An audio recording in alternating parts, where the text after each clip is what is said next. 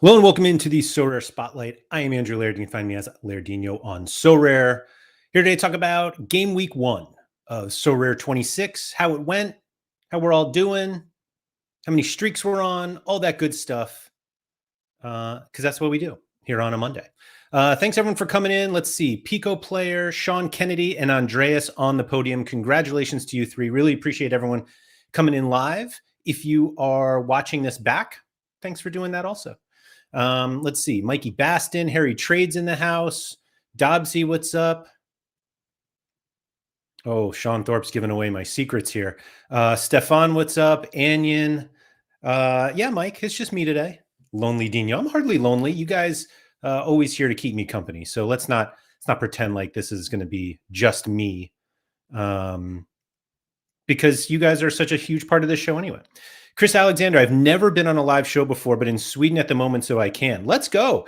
Chris, thank you so much for going to Sweden just to watch the show. That really means a lot. There are probably plenty of places you could have gone to do that, but Sweden in mid-August, I assume, is gorgeous. So appreciate you coming in. Rico Mon, what's up? Thank you. Good to see you as well. Jack Daniels, good streak to all. I like that one. A good streak to all. That's a great line. We should probably use that more often for everybody, since that's all we're doing right now is streaking. I hope everyone had better success in their streaks than I did this game week. I believe I missed the third contender streak by an average of 200 points. I'll get into that in a little bit. Not to like sit here and complain, but just, we're going to review how the game week went. And part of it is losing some streaks. I do have some streak data like I had last week. And so we can look into that. There are a few competitions that are still going though. So these numbers are obviously not final. We have Real Madrid playing all the way on Tuesday. That's tomorrow for those of you who are watching this live or on the day that it's being done. And I think there's a Premier League match today as well. So plenty still up for grabs. And so we'll see. Let's see. We got, Sora Burrow coming in. Tom, hello. Top performers and in top performing players or managers.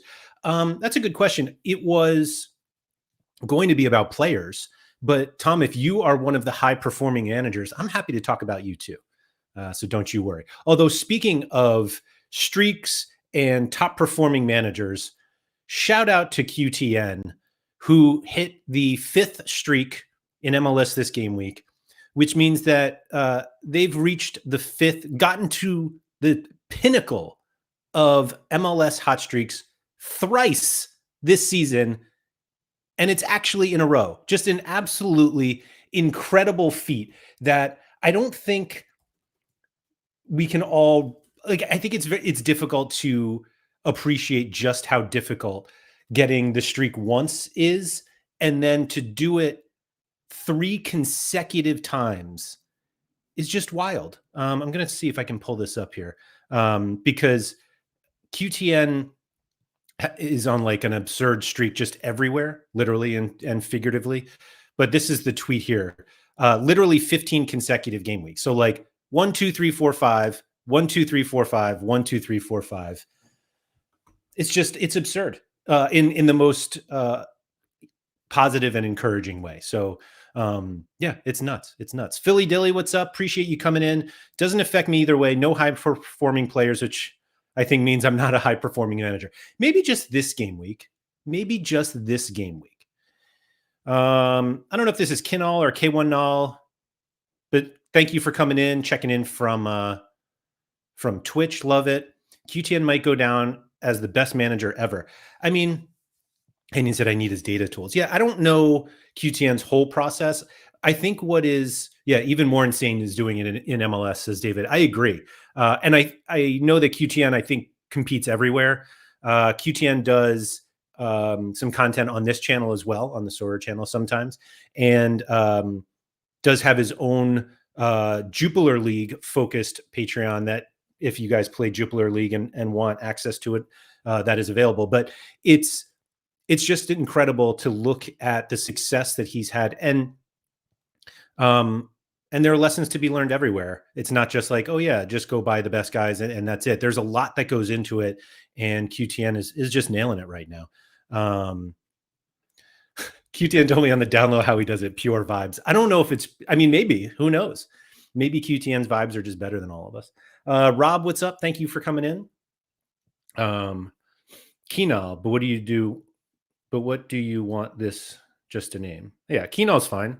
But now I know, so I'll try to remember that one. But yeah, it's the streaks are plentiful on this game week. And actually, I guess we could just look right now. I don't see why there's a reason to push this back any further. Although I will say, so before we actually get into that, sorry, I tricked you on that one. So the point of today was, to go through kind of the top performing players of the game. I was going to go competition by competition. So, we'll check on the Prem and Liga and La Liga, and we'll just kind of go through it, see what we come up with. It's part of the process that I do every week anyway, of just seeing kind of the better players that scored on this game week, why they may have scored well. And there is one thing that I shared with my Sorare with Laird community of kind of the process that I do in terms of set pieces and looking at maybe there were some missed opportunities, literally and figuratively, for some bigger scores. And I think set pieces are one of those things that allow you to see kind of where there's an easier path to decisive actions. I'll put it that way. And so what we do today is going to be part of that. And maybe it becomes kind of a regular thing that we do on Monday, just because we all like to share stuff as a community of what, little things that we may have found, or little tidbits that help other managers. And as much as I kind of have said for years that Sorare is kind of an interesting game because we all do want to help each other, but in the end, we're also competing against each other. But now with hot streaks, it's kind of like, we're not always just competing against each other. And if more of us get higher up on the hot streaks, that's just more of us who are succeeding. And it's not like me hitting a streak means you can't hit a streak. And so I hope that this kind of becomes a place where people can share some of the information that they want to share, or like little tidbits that they picked up, so that, some of us can benefit from that knowledge. That's all. All right. So, I did it again. Sorry. One other thing. So the point of, this show was kind of just go over game week 1, see what we did. I noticed this morning, I missed it live yesterday, but Harry Trades, who was my guest last week here on the Spotlight, and Quinny, who was the first guest on the Spotlight, streamed together yesterday, doing something very similar to this. And I'd love to say that I watched the whole thing, and I'm just going to kind of steal what they said, but I didn't make it through it because I didn't see it enough time before this show started. But if you're looking for 2 other people who kind of were going through the game week, they live streamed yesterday over on Harry Trades' channel. It's literally titled Harry Trades on YouTube. And while you're there, subscribe over to Quinny 3001, because the 2 of them are doing just some really, really good Sorare content. This, I was going to say this time of year, as if it's ever not great. But, if you're looking for more, those 2 guys do it. And of course, I will have I have plenty over on my Sorare with Laird channel. Anyway, streaks. So we talked about it last week, how the way that this spreadsheet kind of works out is not all of the numbers necessarily line up, because some people will take weeks off for their hot streaks, which is what I did last weekend, meaning like not the current game week, but the previous weekend. The Argentina Superliga was off. They were playing all of their domestic cup matches. And so the numbers of people who like made it from, let's say there, if there were 3,400 in game week 599. So 605 is really game week 1. But anyway, it wasn't that 3,400 turned into 920 just because all of these people missed. It's just that some people may have taken a week off and then they came back. And so like this number ends up being a little bit, but anyway, Keenal, do you have translation on YouTube? Because it's hard for me to understand. It's too fast for me. I apologize for that. I do speak kind of quickly. And if English isn't your native language, which is true with a lot of people, the translation helps. I believe the translation is on, like, it takes some time because obviously YouTube needs to get the kind of the transcript or like, yeah, transcript the show and then translate it. But I believe it will be on. So if you watch this in another day or two, it will be. Quinny in the house. What's up? What's up? QTN's achievement is ridiculous, to be honest. Yeah, it is. It like genuinely. Rico Mon said streak is the only reason I added money for the new season, which is great. And hopefully you're getting money coming back to you. Chris said off to Greece after Sweden next to get married. Oh, congratulations or best wishes. I don't know what you're supposed to say. One of them is bad luck. For some reason, I think saying good luck or congratulations is bad luck in some cultures, specifically in getting married. But whatever the appropriate celebratory phrase is, Chris, I send that to you. And enjoy Greece while you're after Sweden. So what we're seeing here is Challenger, Contender, Premier League, Liga, and Jupiler, and Eredivisie, which is what we had so far. I'm sorry, La Liga was sneaking there under. And as we know, we're in the first week of Prem, Ligue, and La Liga, so the numbers are only for this first game week.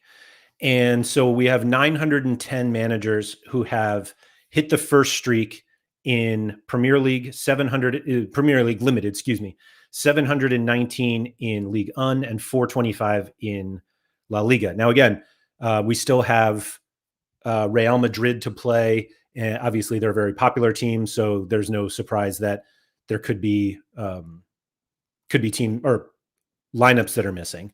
And is there one today? What is today? Elche and Betis, and then Real Madrid and Osasuna will be on Tuesday. And as a reminder, there's a new deadline because of that match. So the deadline is actually extended to make the weekend game week go longer, but it also then includes some European games. So some of you may have seen like Club Brugge had a double game week, and it's because their match against Rangers, is that who they play?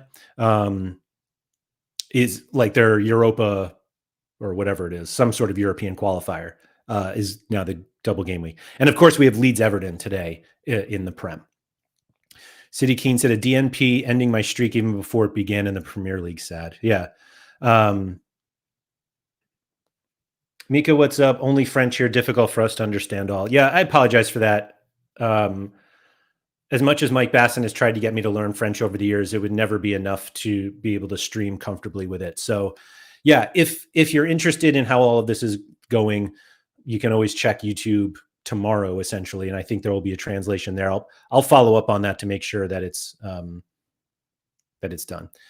Alex Wilson, thanks for coming in. So we still have, so they're 9-10. Let's look at one manager who hit that first streak in Ligue 1. Whoops. Even though it was an absolute disaster for me, as we saw, there was a lot of rotation going on for some teams that have midweek matches coming up. And I think beginning of the season, there's a lot of, roles aren't necessarily locked in. And so we have this situation where you may got, certain players that look like they are, locked in or whatever, may not be. And so I had 4 Ligue 1 lineups in limited coming into the game week. And this was my highest scoring one. The irony is that I went fairly heavy on Monaco and Strasbourg. Less Strasbourg for this game week, although they did have a good matchup. But Monaco had by far the best matchup of the game week. And it ended up being basically my other players who succeeded. I got a bit lucky in these 2 lineups, one of which did hit the first streak and another one didn't. But Bakwa came off the bench and got an assist, which helped. And then Hakimi here didn't even start. But so this lineup ended up not being that great. But it was actually this Paris FC lineup that also had a little Strasbourg and a Romain Del Castillo. That was my highest scoring lineup, which I didn't really expect. I certainly didn't expect. You can kind of see my priority lineups right in order. I do have 2 Eric Dyer cards from Monaco, and it just looked like he may not start. And so I ended up not playing him. As you can see, I played Kerrer here instead of Dyer. He didn't play. And then Samuel Smith also didn't play. Kavica didn't start. Barco didn't start. And of course, I got a clean sheet from Restus away to Nice. But that's kind of the way that these things go sometimes. And this is the huge benefit of playing 4 lineups, that if you don't have one, if you only have one lineup and it has a DNP or somebody doesn't start or whatever the circumstance is, you get a poor score, you're done. That's it. And so it was actually a big reason why I played limited instead of rare, that based on my budget, I was able to do a little more with that. And so I had 4 opportunities to hit the streak, and the first streak, and I got it. Let me see if not Contender. Here we go. Can I not pull that up? I thought maybe I could see all of my lineups together to show where I was, but I did come up just short in Contender here. I needed to get 400 points for the 3rd streak, and my highest scoring lineup was 221. So just missed on that one. Thank you for the welcome to Liga. I was very nervous, to be honest. I did a stream last week about my efforts in Liga and basically trying to take on the league that a lot of the Sorare user base is familiar with. And I think part of the reason why I was willing to do it is because of streaks, to be honest. The way that I wanted to play this was for the streaks. I was trying to go for this, the 5x boosted streaks to start. And it wasn't like confusing to me, but one of the things that I had to keep remembering was the Contender and Challenger, although I didn't play Challenger, but Contender, which I did play, had the lower thresholds, and Ligue 1, Premier League, and La Liga did not, because they have the 5x boosted streaks. And so it was one of those things of trying to remember that in order to even just get the first streak in Ligue 1, I needed a higher score. And Alex is kind of victory lapping here, saying hitting that first Prem streak was remarkably easy. So excuse me. Mike said I hit Challenger first streak with a DNP and a poor score. But again, the Challenger one has the lower thresholds. So we don't have that with essentially the champion ones. And so let's see, what was Challenger was only 250. And then this just makes you want to play Challenger for the next few game weeks. So we have a month and 11 days left for the double rewards. And then we have a week left basically of the lower points targets. And when 250 becomes 360, 300 becomes 380. And then the next 3 are the regular ones anyway. So it's not like all the way up you get more. I'm sorry, you all the way up you get less. And then MLS, I came up short on MLS too. I needed to get to 370 just to get to the second streak, and 337 is where I ended up. I think the Orlando situation ended up being a bit of a mess for me. The fact that they conceded didn't help, but I had Alex Freeman here. Alex Freeman starts, maybe I get closer. Obviously they conceded, so that doesn't really help. I went double Gaiese, and then Zink, who for some reason I decided not to captain, bags a 98. I played Zink twice, I believe. Yeah. So this lineup ended up being a total disaster. Lozano was a surprise DNP. It was just a lot of mediocrity in MLS. That's all it was. And then the Contender ones. Yeah. So the biggest issue with Contender that I had for this game week, and this is more just midweek rotation. Let me get to this question here, Charlie. How come you've got so many rare classics and limited? So I'm not playing in-season rare in MLS. And so I've decided, I've had these cards for years. I won this I won All-Star Rare probably 4 years ago, and I won this Carlos Heel card. And so I've had this for a while. Gallese, like I used to play MLS back when it was like Champion America, and I would play Rare and Rare Pro. I actually bought this Herving Lozano because it was a jerseyman. I've had that for a while. And Zinc I had back when he was at Budo Glimt. But look at me winning cards on stream. Oh, and we can spin the wheel. Let's go.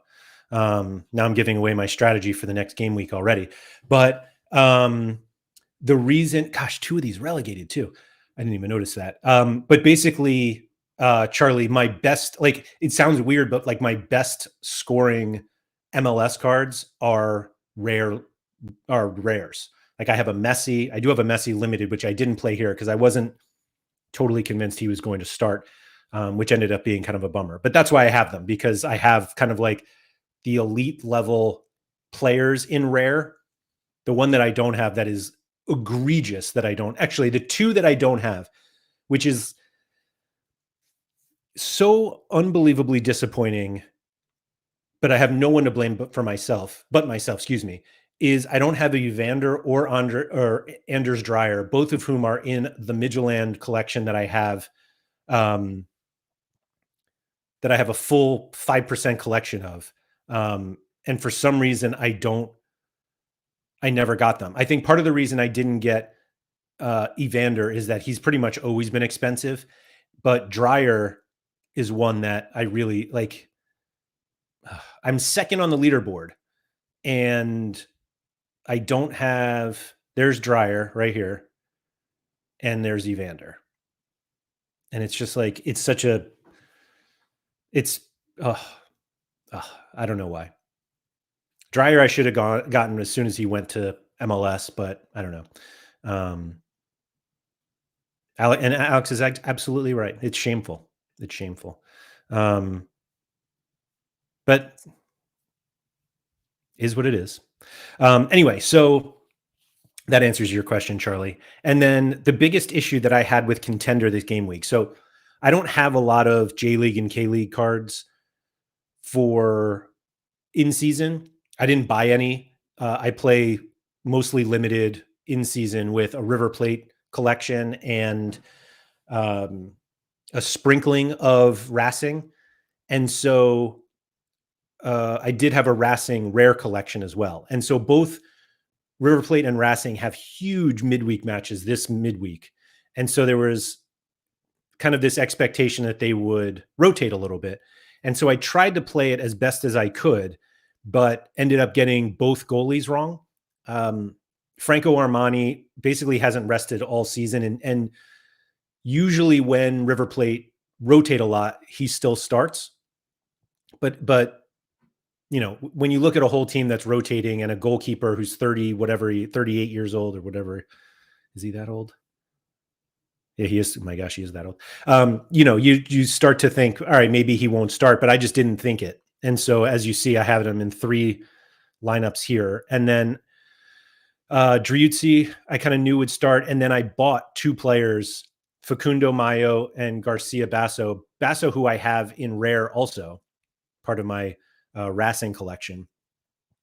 And then Racing was also going to rotate. Facundo Cambesas is their backup.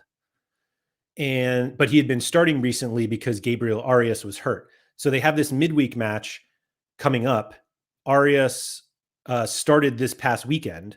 My expectation is that he started this weekend to get him like back fit for the midweek.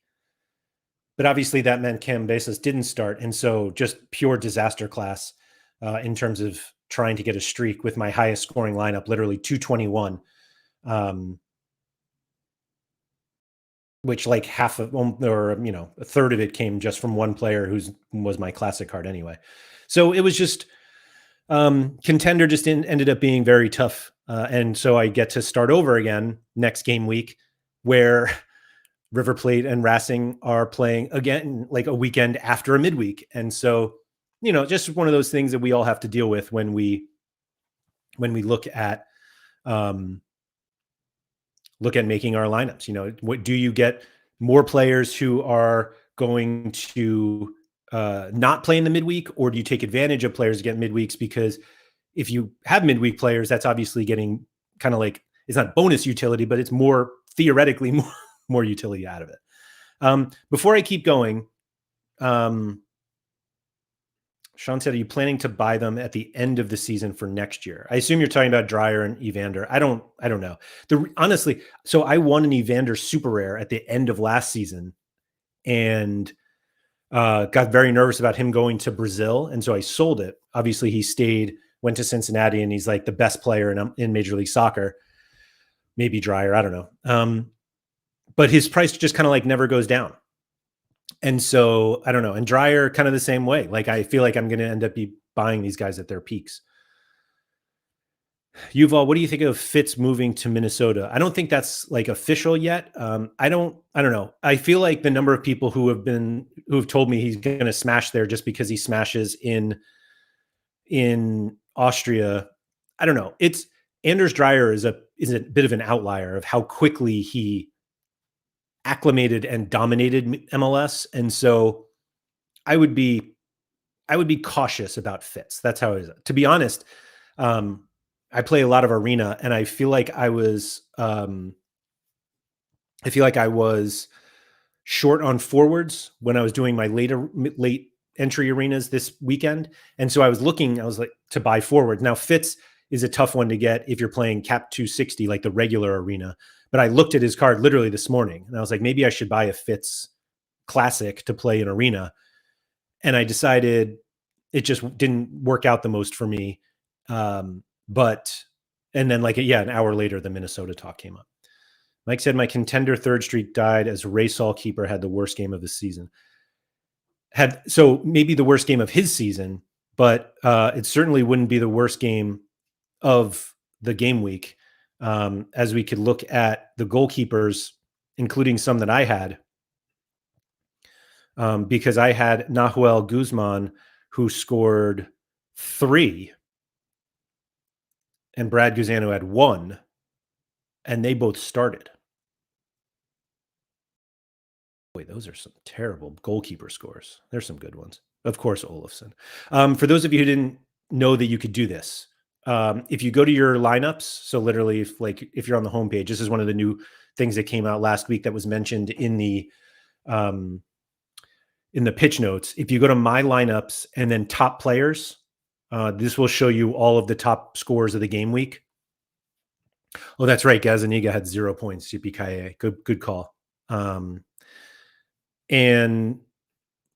And then you can sort like by just your players or goalkeepers and stuff. I don't even know if this will probably take forever to scroll through. I don't know if there are going to be any additional filters added to this.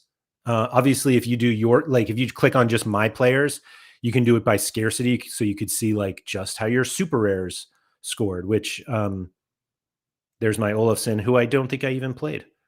Man, those are some weak scores. And then, I had Armani. Obviously, if you click on this icon here, you can see which lineups you had this player in. And as you can see, I clicked on the super rare Olofsson, but I actually don't have Olofsson anywhere. That's super rare Olofsson, at least. But yeah, I think this is a really cool feature that not everybody knows about. So make sure you check that out. David says spin the wheel. So I'm going to spin the wheel. The one thing I'm going to add is that my luck on the wheel has been very poor today. I've been bidding on some cards and winning some spins, and I have been tracking it very loosely in the Sorare with Laird Discord, which is open to all the Patreon members all members of my Patreon. So today, I had I woke up. So the fun thing about the reset is that when I wake up, I get free spins. And so I had 2 spins from winning an auction and 1 from the daily claim, which you can see I've already claimed it here. And I got 2 misses, a spin again, but then another miss. And that got me to a golden spin. That golden spin got me 100 essence, which gave me an arena lineup. I then got 2 more spins. Sorry, 3 more spins, again from bidding on auctions. I got 2 misses, but then 200 limited essence, which got me some more arena lineups. And so let's see what we get this time.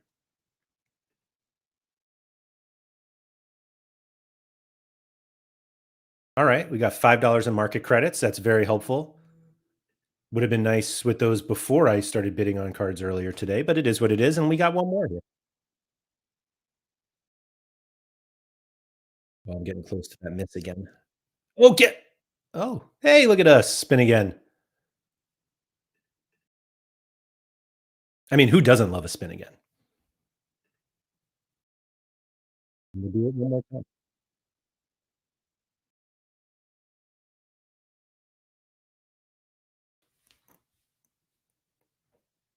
Ah, well.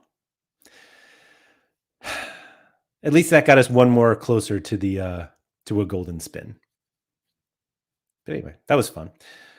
Pierre, do you know at what time we get rewards tomorrow with the extended deadline? That's a good question. I would expect them after the deadline, obviously.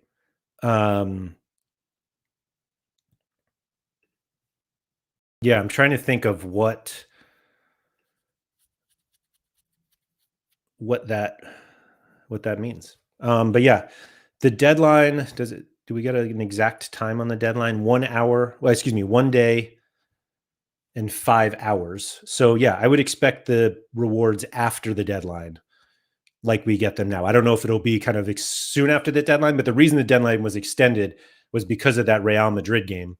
And so that game has to obviously finish before um before the the leaderboards are determined and all of that. And so uh Alex said it'll be midnight BST surely. That's what I was thinking.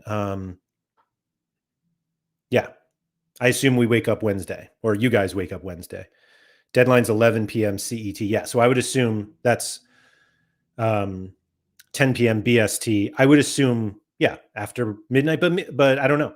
I don't know what the process is internally with Sorare, so I don't know.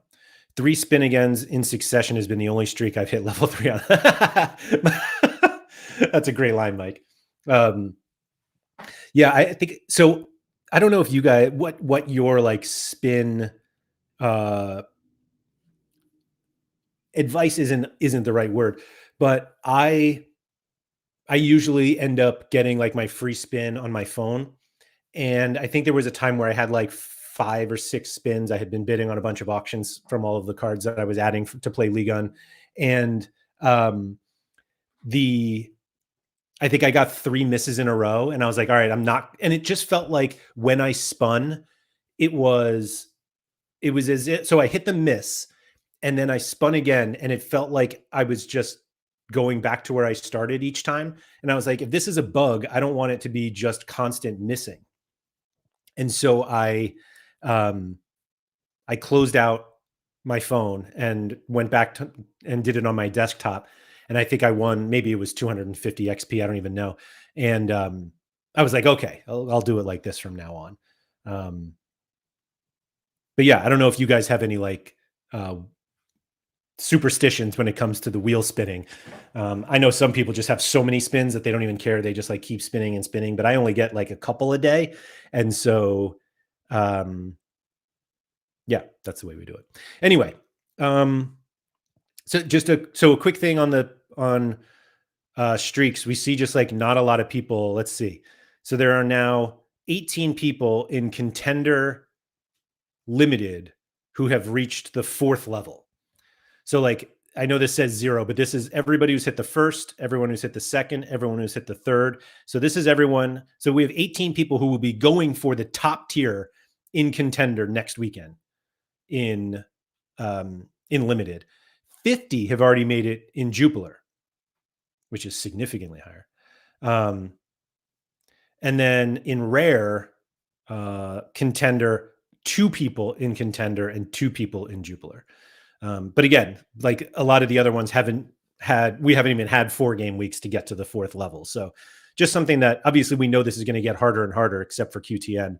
And then, we all just keep trying to move on. The first wheel days were fun, getting over hundreds of tickets. Yeah. I mean, there were people obviously like playing the wheel for tickets, if that makes sense. Yatsa said, if Armani played, I'd be going for the 5th in Contender. Yeah, that's tough. That's really tough. But we go again, Yatsa. We go again. And we still have a couple game weeks left of the extra rewards, or the bonus rewards, plus the lower streak to get us back in. So I was looking at the top rewards, and I think, like I said, I'm hoping that there are more filters coming. It's not super easy to do this stuff. I know, because when we did it at Sorare Data, like it just takes some time to even just do a like a competition filter. It becomes harder. Jack Daniels going for the 5th in Contender next game week. Jack, let's go. Jack, what kind of cards do you play with for the 5th Contender? For Contender, like, do you play Argentina, or? Kind of curious. So 2 Bundesliga didn't play this game week, and so that was a big league that people bought cards to play streaks for that didn't play. So while there are only 18 who kind of like made it, there are a bunch of people who took a week off and will go for the next streak the following game week. So that's just something to pay attention to if you do. But this page is just, oh, that's right. Well, Charlie, SPFL is Challenger, not Contender. But you're right, there was none this week, and so Challenger may not have had. That Challenger hasn't had as many game weeks as Contender anyway, but we'll see. So this page is just like, the reason I love this page is just because it gives you an idea of how many players are on the platform, and like how many of these seemingly random players can reach 100 points. And I particularly like the way that it's been broken out with the decisive actions and the all around, because you can see some guys like Odin Bjortuft for Budo, who scored 65. Actually, that says 65 all around. Oh, that just capped it, but it was actually 79 all around. 80, basically 79.94 all around, thanks to 138 accurate passes, including 92 in the final, 92 passes, successful passes in the final third. I believe there was a red card in this game. Can I not click on that? Let's see. Where'd he go? I cannot click on it, but I can get it here, I think.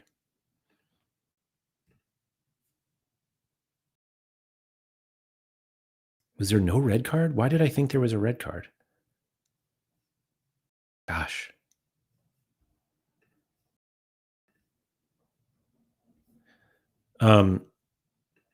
That's just so many points. Anyway, so just looking at, Jinsi Wu, Barris Owusa, these are just hundreds. And Jack said, I had Hiroshima players and Spurzian from Krasnodar who helped me with 100. That's actually a bold play too, because Spurzian, I thought was going to be transferred. All the opponents were next to the goalkeeper.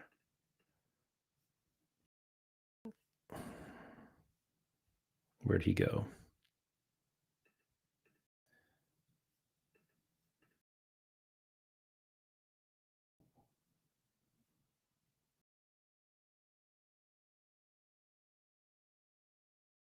We'll just do it this way. The striker got a red. Yes. Sorry. For some reason, I thought that was an error led to goal. Southampton rumors of Spurzian. That's right. Which is why I didn't put him in a priority lineup. Yeah, that makes sense.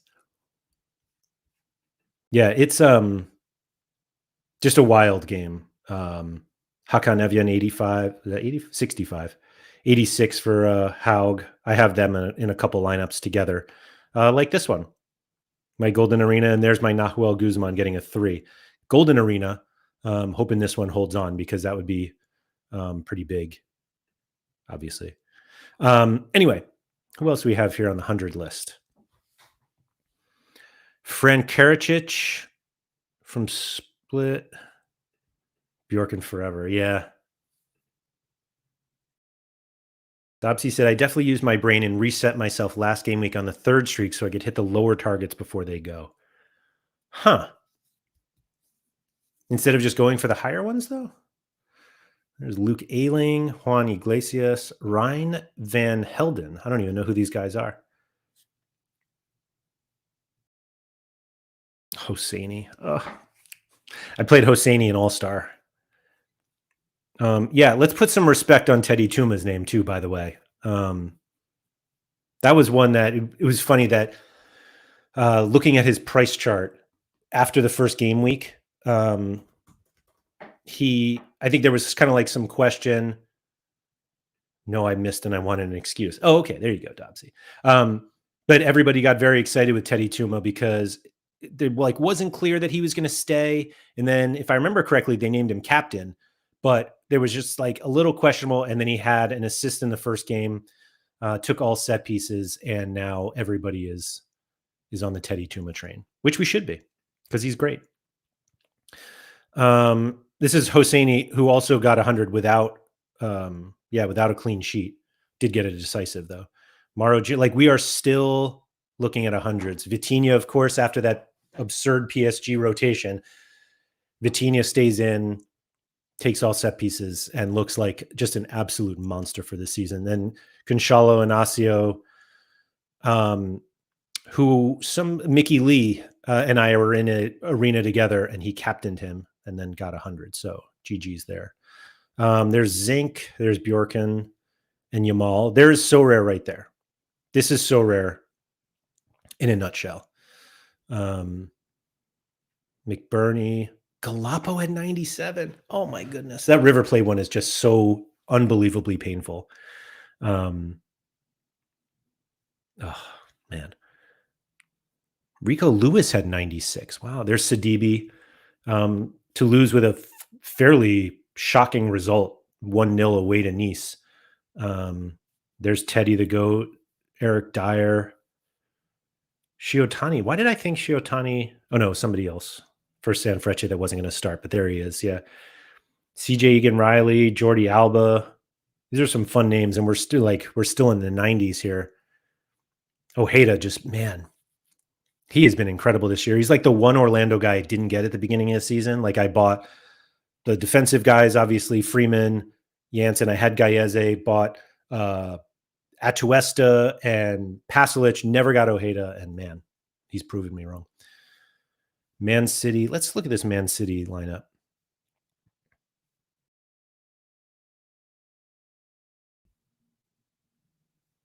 So Cherky didn't start, and he showed us it just doesn't matter with the goal off the bench. I played Cherky and Doku in U23. But yeah, Bob, Hallen, and Doku up top.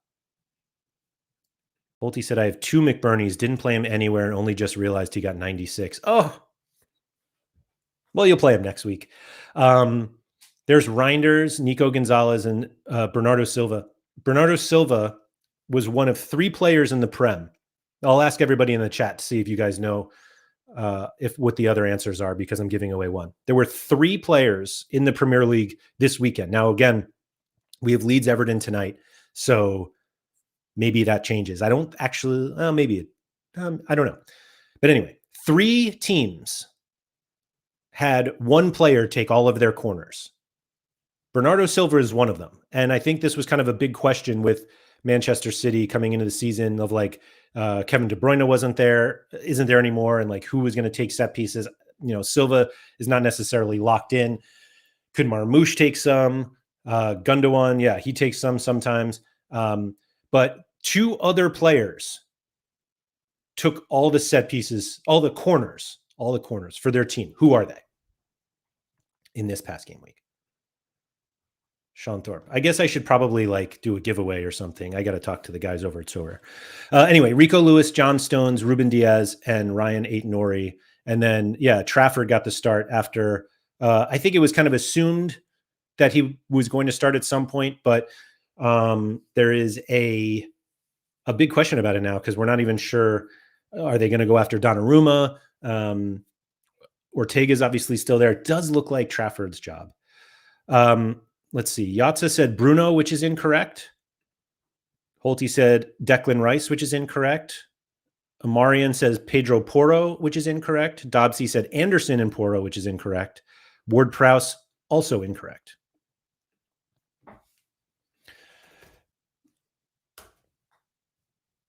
This is how I find out, but I'm going to take it off the screen for a second because I was about to give it away. Ederson was ill. Is that the pretend line? Yeah, here we go.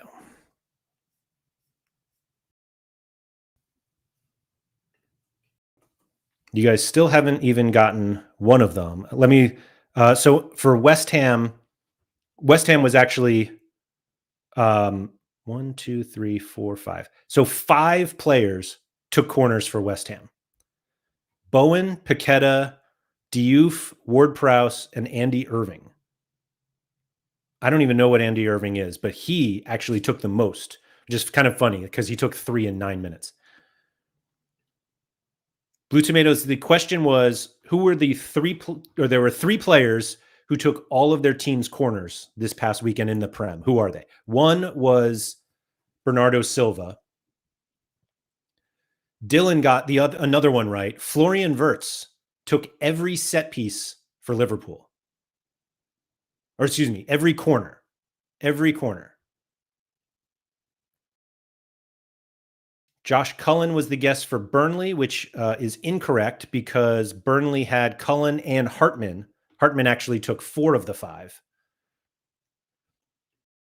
Bruno G did not take a single corner. It was Tonali, Trippier, and Gordon. Tav is a guess for Bournemouth. Bournemouth had Tav, Brooks, and Scott, and Traore. Blue Tomatoes is guessing Reece James for Chelsea. Reece James took the second most. Pedro Neto took the most. And Estevao. There's like a where to say that, and I don't know how it is. Mikey Baskin guessed Shaka, which he took 2, and Hume took 3.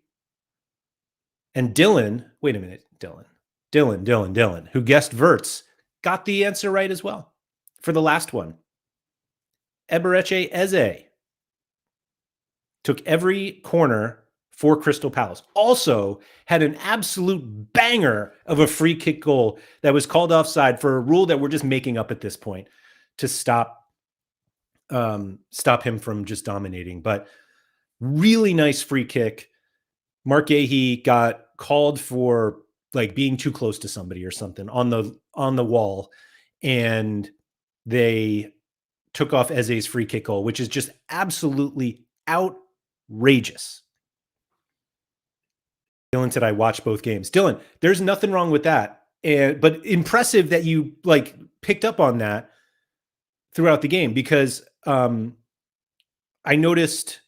So I was watching Man United Arsenal yesterday, and I know that shocks people who know me and thinking that I don't watch football at all. But at one point, so they scored off of a Declan Rice corner, which is either a Calafiori goal or an own goal, but certainly an error led to goal for Bayender. But I noticed later in the game, Saka took a corner from the other side. And I was like, oh, it looks like they're sharing. Saka took 3 corners. Declan Rice took 1. So basically the way that I know this is I'm a member of RotoWire, where, full disclosure, I used to work. I actually do some work for them still now. But I have this, basically it's a tracker for certain things. And this is corners. And I've done it so these are all the corner takers from the game week, and then I just sorted it by team. And so as you see here, each team had a couple, but Eze, the only one from Crystal Palace, Verts, the only one from Liverpool, and Silva, the only one from Man City. And you can see every other team has multiple. West Ham, it's just like, it looks like whoever just runs over fastest gets to take it, because they had, let's see, Bowen took 1, Paqueta 1, Diouf 1, Ward-Prowse 1, and Irving took 3 after coming on for 9 minutes. Charlie said, but who will be on the Palace corners next week? And Mike thinks it's Eze. Thinks he's staying. I will say, watching Arsenal line up with Martinelli out wide on the left side, and I know Eze is more of a central player, but he can certainly play out there. Man, would he fit in perfectly there. Now, again, the set pieces don't like guarantee good fantasy scores. And I came upon that for actually when I was looking up Ligue 1. Pico Player, yes, this is RotoWire. And this does require a subscription. I will say that. There is a deal right now. I forget what the code is to get a discount. Yeah, Eze was linked to Spurs after Arsenal. You're right.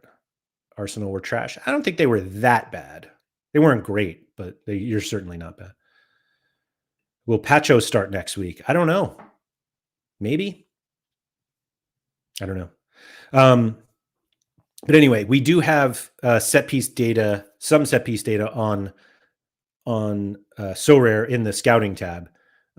We have like set pieces taken right here. So if you want to look more granularly, excuse me. I won Ligue on this game week common. What did you win? What did you win? Let me see. Hold on.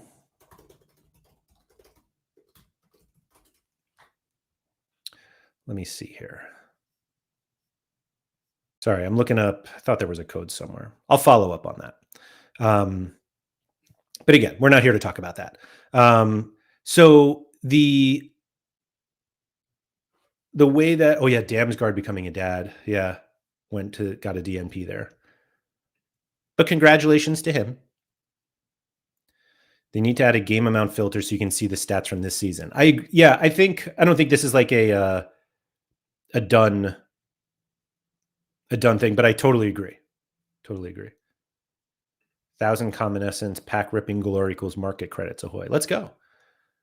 Blue Tomatoes, you won La Liga? Man, everybody's just winning. Love it.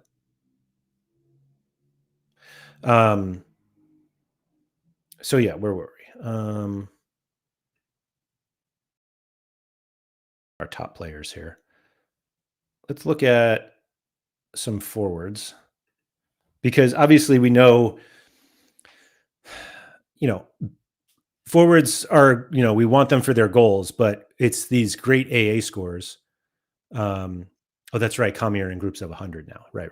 That's fine. Hey, you got to beat who's in your competition. We don't have any control over who we compete against. And so we just beat who we have to beat. Ollie McBurney. Yeah. The 97 here. Thanks to the goal and an assist.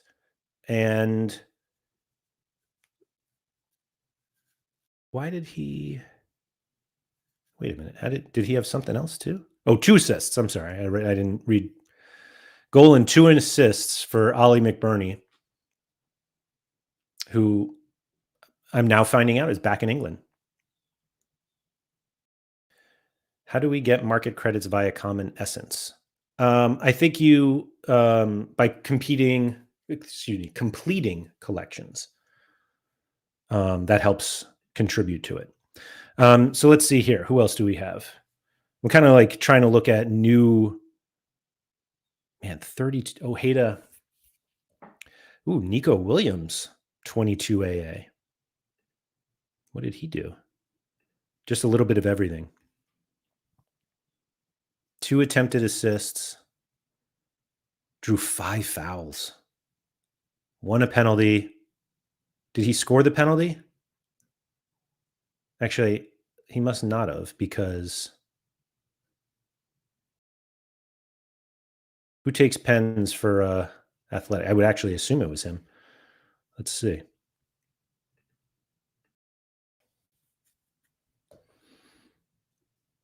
Sonati, did he take the pen?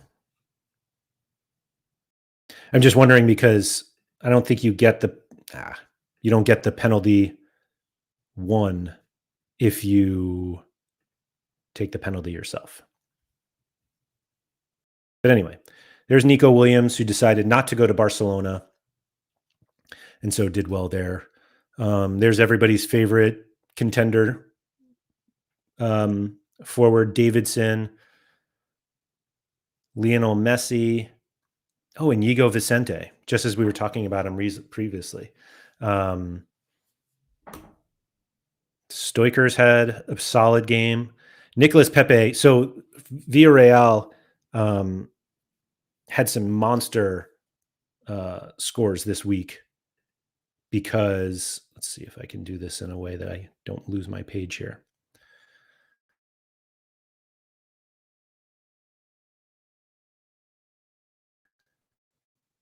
So of a red card.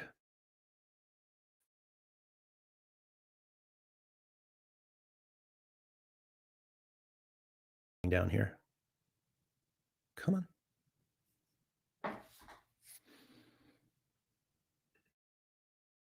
Let me get. Sorry, I know I'm jumping a little bit here, meaning I'm jumpy. Okay, so Nicolas Pepe, 87 points this game week. Come on, there we go.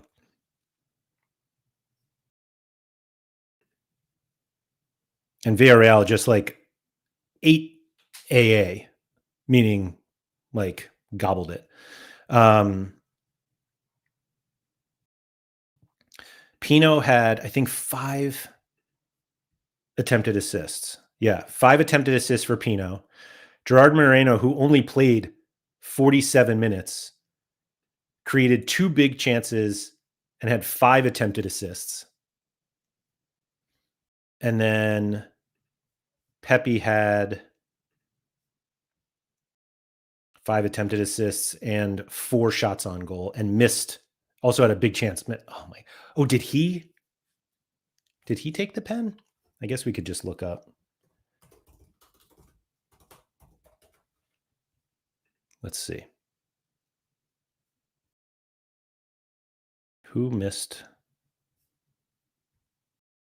Oh, it was Solomon. Okay. So Pepe was close to just an absolute monster game. Now, again, there was a red card in the 27th minute.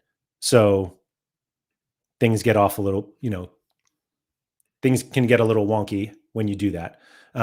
But that's where it is. And so that's the one thing that, like, you always have to look out for when it comes to when you see stats like that, because you're like, oh wow, they did like exceptionally well, and it turns out that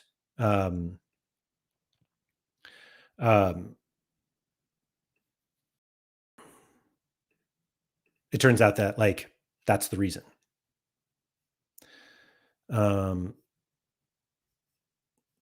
Sorry, here we go.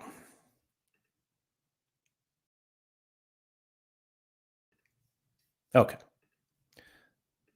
Let's get back to it. So yeah, so for La Liga purposes, like those were some monster scores that just ended up being monster that way because of the way that that the matches ended up. Oh no, that's not what I want. Okay. I guess we could even just go through. Let's look at the Prem.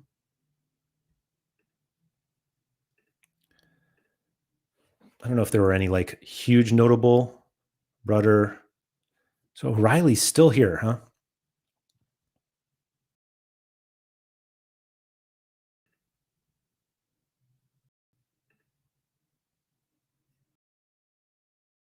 Man, these are some really nice additions here. I think the only thing now missing is like this part, the events. But anyway, so nothing huge here in Brighton, Fulham. Sunderland 3-0 against West Ham is really like, I think every single person who is a Sunderland supporter who plays Sorare gave like a total, you got to watch out for us, like we're going to be really good, and none of us believed it. Of course, I had Habib Diarra in a lineup, who was the second lowest scorer. Where did I have him? I went in an arena lineup. That's not going to win anything. But it is fun to see him. I have him from my Strasbourg collection last year. So not much there. Oh, I lost my. There we go. All right. Man City, as complicated as we'd ever expect it to be. But Haaland with 2 goals to get to 70. Doku, fairly disappointing performance. Obviously, the lowest scoring play. Man, 36, and everyone else, 59 or higher. And then Cherky with the goal off the bench. Marmouche didn't start. Neither did Nunez. Yeah, man. Then we had, this was the most boring game ever, but it did include an Ezri Konsa red card early. Aston Villa hold on for a 0-0 draw. Trippier was 65, Schär 76, Dan Burn 66, Nick Pope 84, Livramento 80. They're not even great stats for the defenders in a clean sheet. But what we did see here, obviously, is no Emiliano Martinez. And then Spurs, Burnley. I was watching this game. Oh, look at me. Winning more cards. Now we can spin again. I was watching a little bit of this game, Tottenham, Burnley, and said, I was like, oh, Burnley should be winning this game. And almost immediately, Richarlison scored his first goal. And I was like, oh, that's unlucky. And then later on, I was like, Burnley have been controlling this game. And then he scored it like another absurd goal in a classic like Richarlison. And I'm like, man, I couldn't, like the score couldn't be any less indicative of the play of these guys.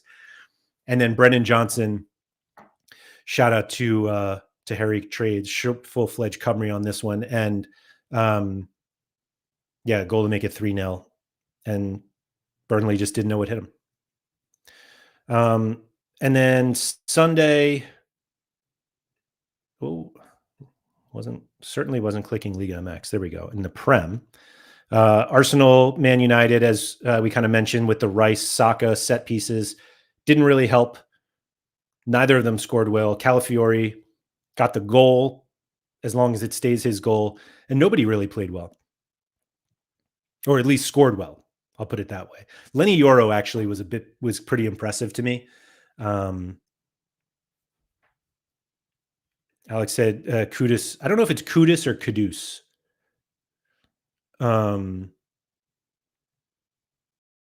I know, Mike. I'm like, I was actually watching football and loved it. But Kudus is really good, like really good. And that's going to be like, I don't know. I don't want to say that was going to be a dangerous pairing because like, I don't think Richarlison is really that good. We did get a Boder DNP. But it happens. It happens. And then Chelsea Palace. So if you were a Chelsea supporter and you had the opportunity for every Chelsea match to be played in the US where Cole Palmer is the greatest player on the planet, would you take it?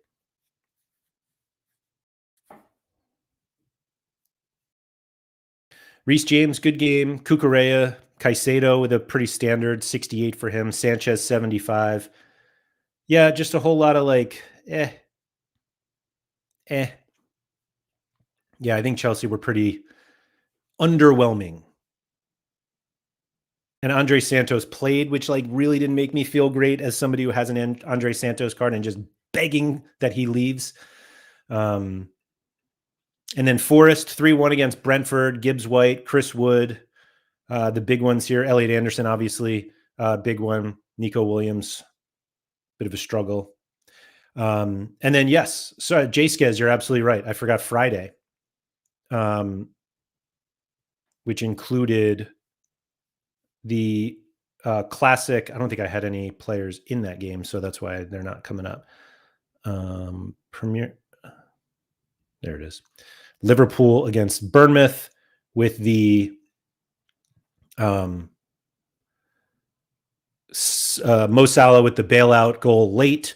Bailout meaning for fantasy players, where I think he scored. It was certainly after the 90th, right?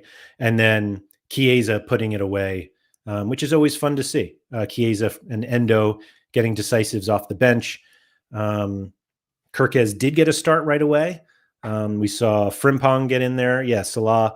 And then Verts playing in the 10 and getting every corner that was in there. I'm like looking at this, I'm kind of curious if he keeps them. I only watched like a handful of this game. I didn't watch enough of this game to know that Verts took every corner, but from what I gather, they were not great. And so I wonder if McAllister will start to take some. I thought, didn't Cody Gakpo take some before he moved to Liverpool? I really thought he did, but I don't know. We'll see.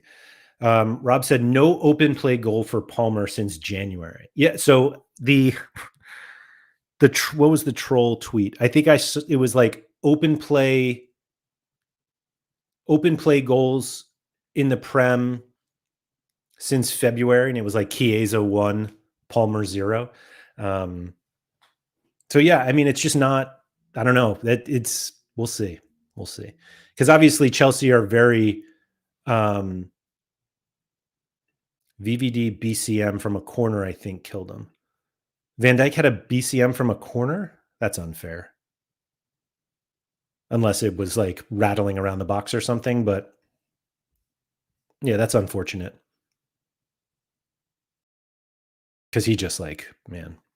I mean, this is what you know what you're getting with Van Dijk. Like, you're just getting, yeah, Chiesa 1, Palmer 0. You know that you're getting something good from him. Let's look at, so I play Ligue 1, obviously, and I did some research. I did a very similar thing in terms of looking at scores and set pieces, which is something I sent to everybody who's a member of my Patreon. So if you just go to patreon.com/AndrewMLaird and join there, you'll be able to see what I wrote up. But we had Rennes, who were down a man for most of this match against Marseille. Marseille really not getting anything going. But Mason Greenwood, I commented to somebody, could have had a huge game. As you see here, 5 attempted assists, 2 big chances created, and they just couldn't get much going. Now, again, these are stats that are, they're a little inflated because of the red card, but Rennes, Blas didn't even start, came on, scored. And yeah, I think the only way you could describe that was a disappointing result from Marseille and a very, very good one from Rennes. But also like one of Marseille's more difficult games of the season. Although if they did ever think of themselves as like title contenders, which I don't think anybody really does behind PSG and Monaco, but you got to win these games. And so they did. Højbjerg with a 55, which actually seems a bit disappointing to me in a game that they were up so much. 111 accurate passes, including 36 in the final third. And then, he missed one of the big chances. Okay, so he could have had a bigger one. Good to note. And then what did we have on Saturday in France? Oh yeah, Monaco. So I think this lineup surprised a lot of people. I think the only players that there was like real confidence they were going to start were Akliuche, who's like still around and has had a lot of links to Bayer Leverkusen, but is still there. Lamine Camara, Dennis Zakaria, who was just linked to Al Ali this morning? Somewhere. And then Henrique at left back. The 2 center back spots were up for grabs. Teze starting at right back instead of Vanderson, I think, was a little bit of a surprise. Golovin, I think, I saw Sorare Club. I forget who does the Monaco projections, but they projected Golovin to start, which ended up working. Minamino, also a bit of a surprise. Oh, and Birith would definitely start. But, a classic 3-1 where Herdecki probably didn't have to do much. Oh, there we go. Like, did he even have to make any saves? Goalkeeping. 3 saves, including 1 in the box. Got a keeper sweeper. I mean, they were by far the biggest favorites of the game week. They won, so it's not like that was wrong. But you would kind of hope for more dominant performances from a lot of their players, and maybe they just have too many of them. I had Kerrer, who didn't play in a lineup, which was a disaster lineup anyway. And then Toulouse stealing 1 away to Nice. Yeah, Restis with a 62. Didn't have to do much. Sidibe with a goal. And there's Donham, who you guys saw me buy. Toulouse play someone decent next weekend, which is why I was looking to buy some of their players as we go streaking. Let's see who they have next. They play Brest this weekend. So there's that. And then, yeah, not much from Nice. Like, really not much at all. Yikes. Wonder 4-3 on passes. Do we have possession here? There we go. 56% possession. 56% possession and only 7 shots. Yeah, Nice just didn't do much. Simple as that. And then Lyon win away to Lens. Mikatueze with the goal. Tolizo had, if I remember correctly, Tolizo had 4 attempted assists. Yep, there we go, including a big chance created. So Tolizo played very well and took no set pieces because no corners. Tyler Morton actually took all of the corners. And I don't think did he get a big chance? No, 1 attempted assist. And I think this is Morton is kind of the clear example of a player that, set pieces are nice, but he's also almost fully reliant on set pieces in order to get a decisive. He plays this more defensive spot. I think Tessman is allowed to have a little more freedom, and the guys in front obviously do. And so I don't think Morton's going to get in the attack much. Like, it's almost like he's more likely to get a clearance off the line or last man tackle, which Clinton Mata got, than an assist in open play. So just one of those things that, if you're somebody like me who's a total set piece stan, just watch out for that. And then, Remy with a clean sheet, 88 though. It must have been, 32. Let's see here. 4 saves, 2 inside the box, 4 diving saves, a smother, and a keeper sweeper. You ever have players that you look at their stats and you're like, they know the matrix? I think we found another one. And Lyon have a decent matchup next week, I believe. Or no, I'm sorry. Is next week when they play Monaco? Or is that Lille? Oh, they play, they do. Metz at home next weekend. So that's a decent one. And then Sunday, which is the final day of the game week for Ligue 1, which was pretty. We had this 3-3 bonanza between Brest and Lille.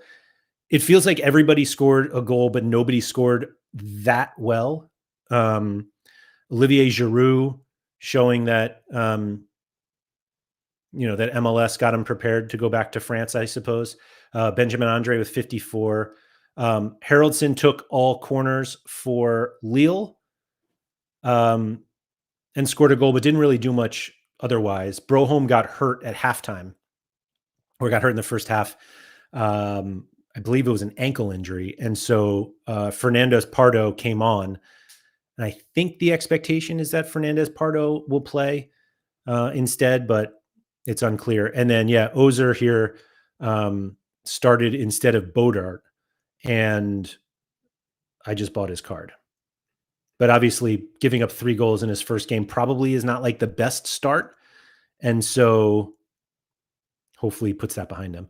And then, yeah, Majecki with his first start, at least in the league for Brest.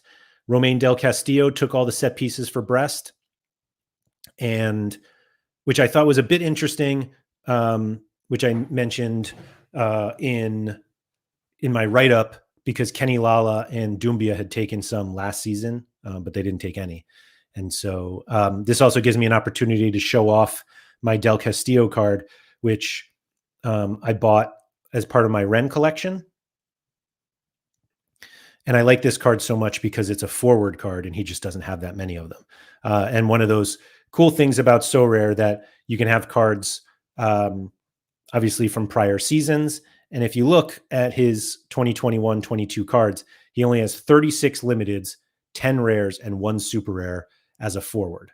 And yeah, I just like to point those things out because, you know, it's my show and here we go. Anyway, Angers with a big win because they're not going to get many wins, but they got a good win at home against Paris FC, newly promoted. And Herve Kofi with a 91, which is certainly solid. Paris FC are an interesting team because I think they're well funded. I think there are a lot of people who are expecting them to do well this season. Maxime Lopez and Ilan Cabal are their kind of like best scoring players in terms from a fantasy perspective, and Bao is also a very good one. As you see, they were the 3 highest scoring players, and everybody actually was quite bad. And then Obed Cambadio is their starter right now. Very good young goalkeeper, but I saw some links to Kevin Trapp. Seems like a weird signing for a team that has a bunch of players there. I don't know, or that has a good goalkeeper, excuse me. Mets lose at home in their return to Ligue 1. We don't have Mets cards yet. They were home against Strasbourg. Another kind of like lineup headache. Panicelli was not a regular start, I don't think was expected to be a regular starter. Oh, Barco did start. For some reason, I thought Barco didn't start. But we have Hogsberg and Penders. That's a U23 link up. Mamadou Sarr, also U23. But those were kind of the key scores of the game. And Bakwa came on, like I said. So Bakwa and Nanasi, I think we're kind of, I think they're in the first 11 as long as Bakwa's still there. I believe on Friday's Sorare with Laird, we were talking that Nottingham Forest had made a bid for him. I thought it was Forest. I don't think it was Brentford. For some reason, I get them mixed up, which is also weird because they played each other this week. But as long as he's there, so they play midweek in some qualifier. Who are they playing this midweek? Well, they play Brøndby. I should have known that. So, man, I'll have a ton of cards for that one. But that gets complicated for a team like Strasbourg, who are very young and don't have like exceptional depth. And so they play Brøndby this midweek, August 21st, which is Thursday.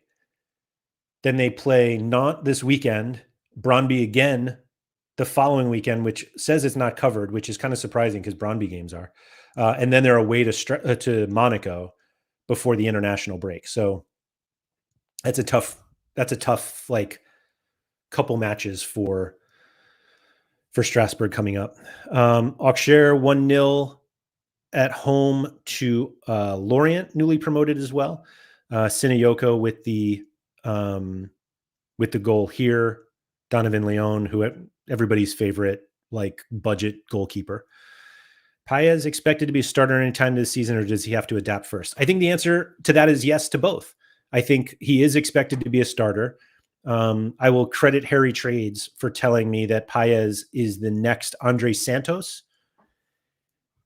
It could be just that he's a center mid from Chelsea. But I think once he adapts, he's expected to be a regular starter. But it also kind of depends on like the other moving pieces with Strasbourg, because when you have a team that's basically a feeder club for Chelsea while also being developing their own younger players, you just never really know who's going to be like when everybody will be ready.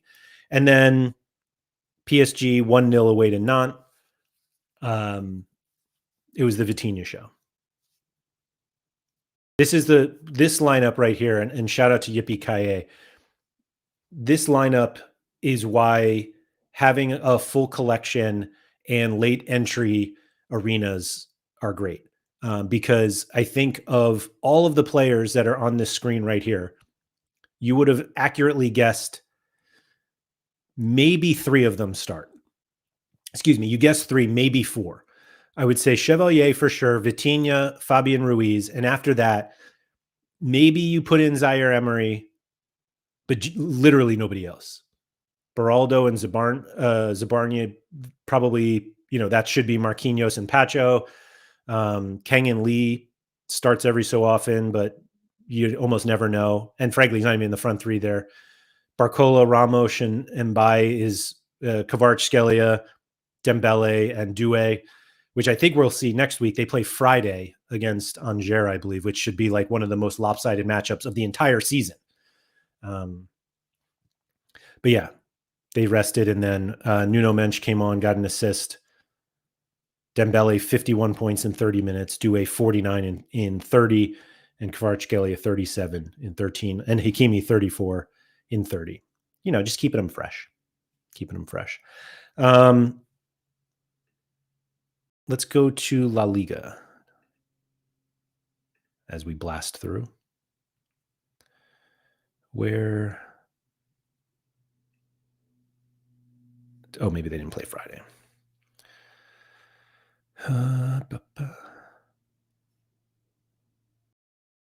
Wait. I was looking for La Liga, but is it Primera Division? There it is. PSG is just French pep roulette. I don't think it's that bad, Mike. I think the problem with comparing the two of them like that is we really have no idea with Pep, and I feel like we have a better idea with PSG. Like, we knew there was going to be rotation, and so everybody's kind of up for grabs. Whereas Pep, it's like, okay, full strength this weekend, and we still don't know who that is. So that's is what it is. Villarreal, we talked about a little bit because of the red card, the Oviedo red card. Santi Cazorla, shout out though, 6 minutes, 40 points. Yeah, we kind of went through that already. Vallecano win away to Girona 3-1. Izzy Palazone had a bunch of set pieces. Shout out Azzy Mack if he's even playing so rare anymore with the Izzy Palazone shout. And Jorge de Frutos with a hat trick of decisives. Alvaro Garcia too with a good decisive. Saganikov with an assist to Joel Roca. But this was kind of the story of the game here. Anybody who had Gazaniga basically did the whole like close laptop, throw it out the window gif with a error led to goal, conceded penalty, and a red card, cashing in the 0 points for the game week. And I don't even know who's starting for them now. I don't know who the Girona backup is. Actually, he probably came in, I guess. All of these guys look the same to me.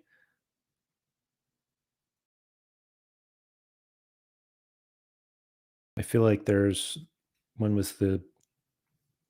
don't know. Cazorla's amazing story with Oviedo. It really is, Mike. Like, it's so incredible that like what's happening there, and the fact that they're like back in La Liga now is so cool. Just so cool. All right, what do we got for Saturday in the Primera Division? Yeah, Yamal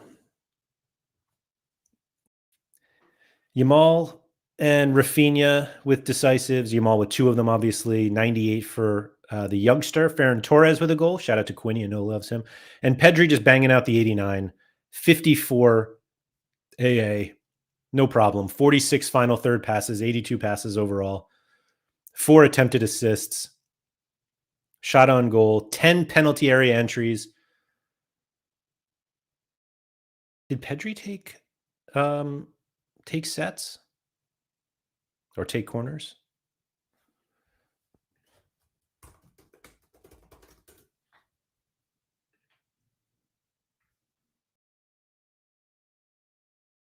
Pedri take corners. Let's see.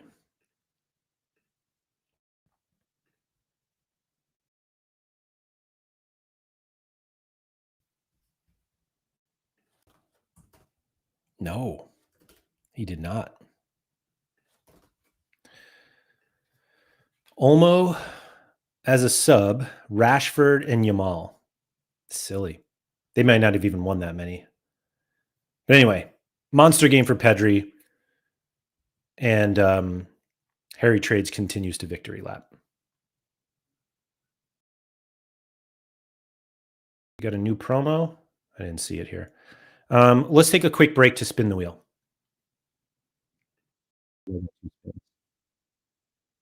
I'm just saying there's a new promo in the store, but I didn't see it. Oh, who doesn't love a spin again?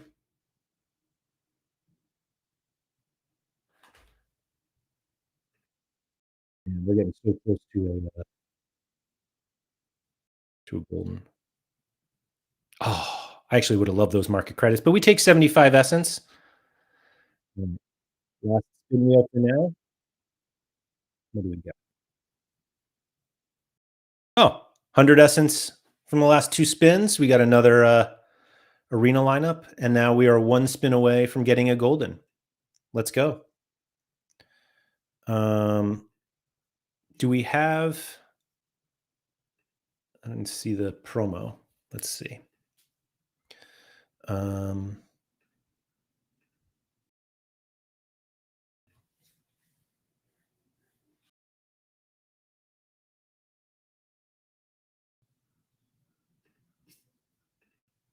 mean, who doesn't love a promo?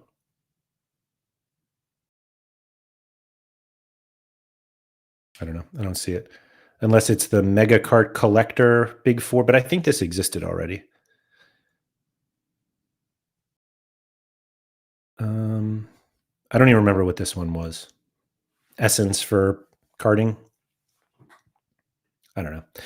Anyway, I don't think there's anything to learn about Barcelona other than like at some point Danny Olmo and Rashford may play. Koundé stuck behind Balde stuck behind Eric Garcia. I don't know if that continues. And we're not going to learn anything from Mallorca playing at home against Barcelona. We have Alaves defeating Levante. Tony Martinez with a goal. How about that? It was one of the first super rares I ever won on the platform. In fact, it might have been the first. Carlos Alenia with a decisive. Not much going on here. Valencia Sociedad. Pepelu with a decisive. How about that? Taki Kubo with a goal. Another shout out for Quinny. And Braze Mendez. Maybe it was a Quinny week. Gonzalo Guedes plays for them? I didn't even know that. How about that? Man, I don't know. You have a really tough time convincing me that La Liga is like exciting for streaks. Anyway, Espanyol.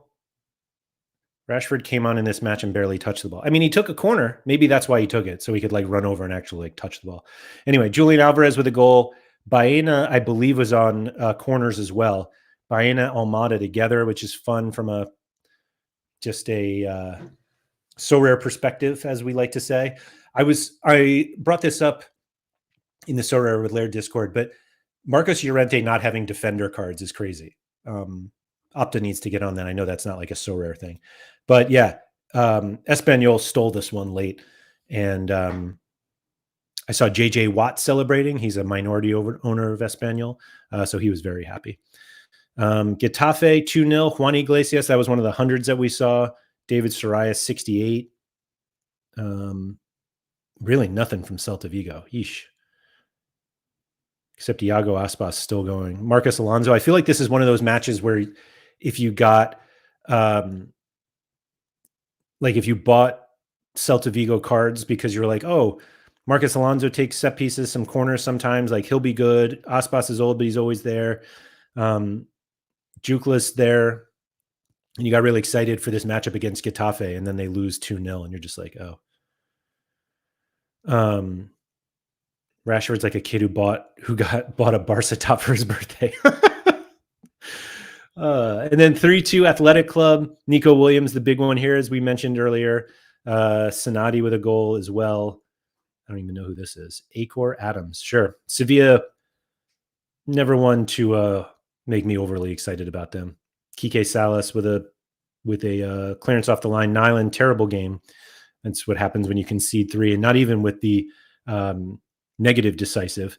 But obviously the 3 goals brought him from 35 to 20 anyway. And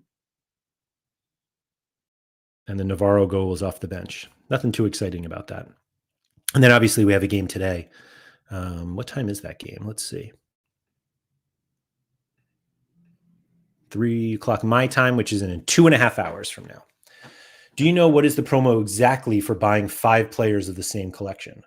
I don't, but maybe we got a notification about it. News. Yeah, I will say this, that there is a super lucky loser promo, excuse me, until this Friday. If you are second in a super rare auction for the Premier League, La Liga, or Ligue 1, you will win 60 essence, super rare essence. If you're third highest bid, you get 30 essence, or actually, I'm sorry. If you are, the third highest bid, and then the fourth highest, you get 10 essence. But I don't know what this cart one is right now. I kind of feel like we can go back and see a previous one 13 days ago. Use your cart to 5 and win 2 tickets. Oh, I don't know if these are ticket ones now. So let's see.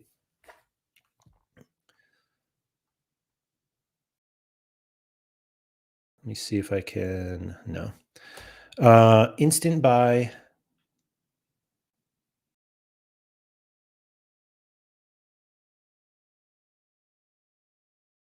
Yeah, I don't see any.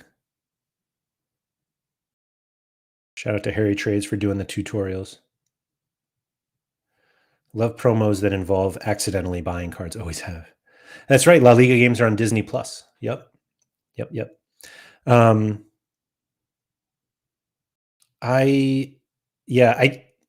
Mega Cart Collector Big 4. I don't know. Did they put it on Twitter maybe? Let's see. I'll scroll here on this other screen for a second. Oh, they did. All right, perfect.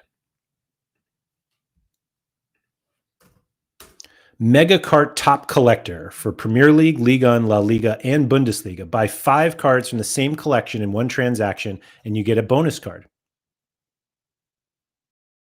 Simple as that.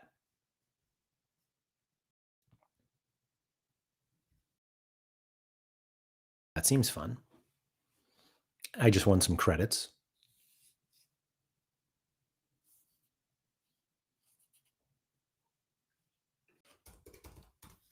Let's see.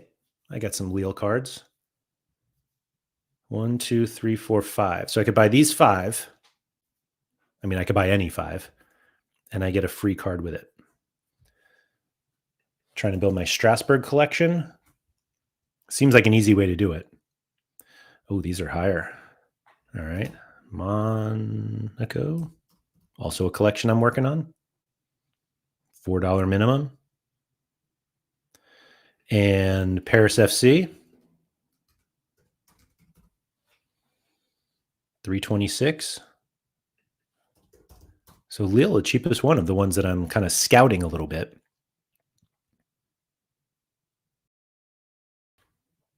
So what is that? 8, 12, basically $17 to maybe get a new card. Is the card from the same club, etc.? I would assume so.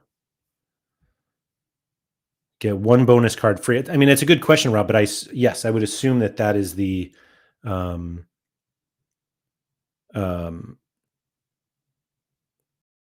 assume that's the deal.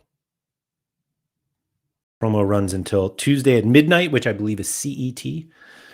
But yeah, I bought 5 Marseille cards for 24 euros. They gave me Angel Gomez. But he plays for Marseille, so that's okay. Right? Oh, no. Or is he at Lyon? No. Lille? Oh, it is Marseille. Okay.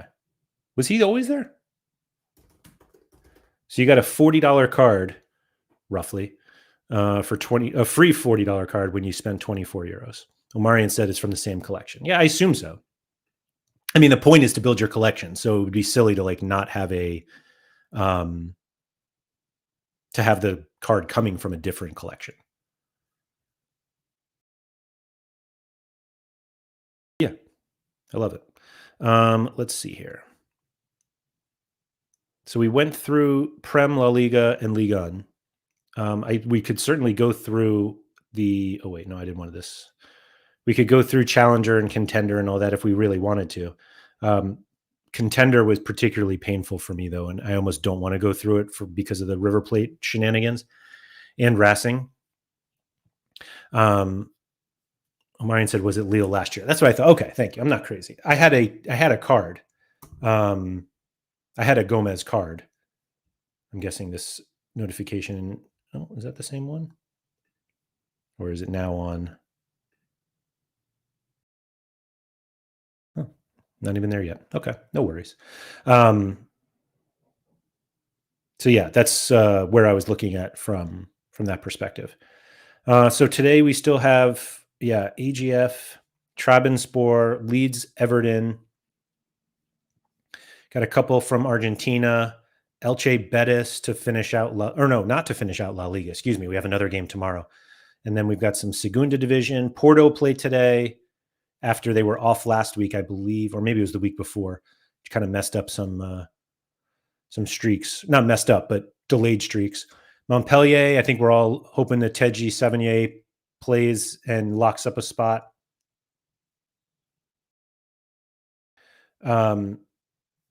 Teji Savigny being able to be like a usable card again. Usable, and if he actually played in Ligue 2 to dominate, man, I would take that in a heartbeat. That's something all we need.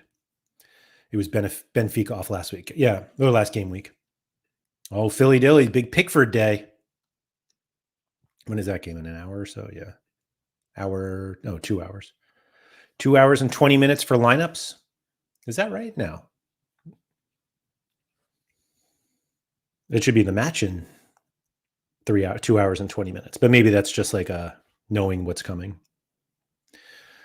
Yeah, I actually didn't even look at the midweek, what we have for the midweek. I clicked over here and I thought I noticed it was just All-Star and under 23 in Arena. As you can see, I haven't done any lineups yet.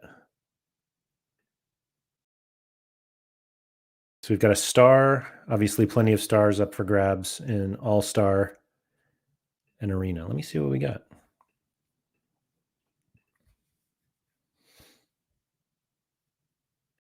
Who do we have this midweek? It's going to be a lot of Argentina. Yeah, there's the rest. Armani nice and rested now. But I don't know if I want to put too many forward because I've got Arena. Is that Minero? How is Godoy Cruz playing Minero? But yeah, we've got Racing against Peñarol, River Plate against, I don't even know who that is. Do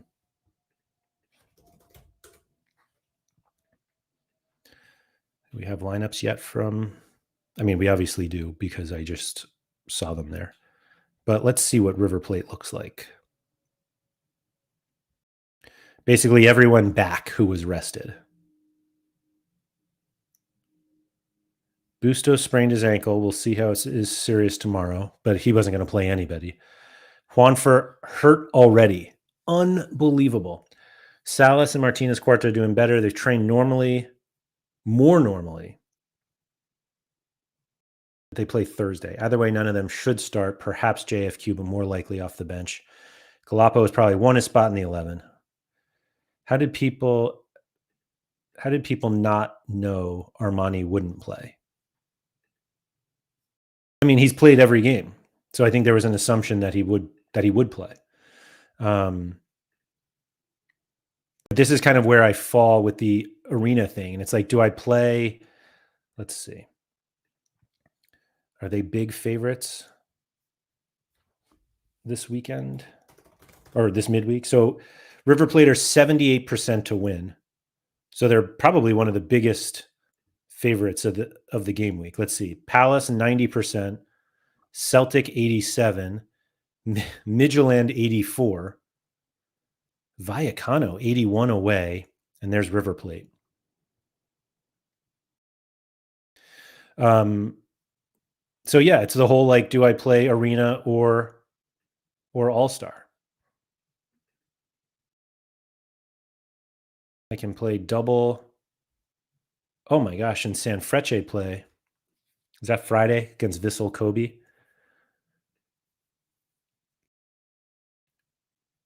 Where's Budo?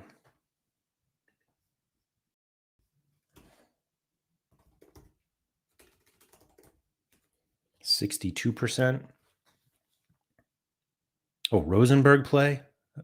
Oh, against Mainz. Evian.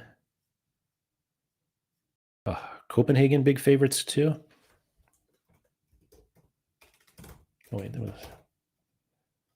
no. Oh, they're away to Basel. Ooh, Copenhagen against Shaqiri. That's fun. Hamza, yes. Fitz heading to Minnesota United. Definitely, maybe. Let's see. Brøndby away to Strasbourg. There's Tigres against Miami in League's Cup. Wow. Okay. Why not?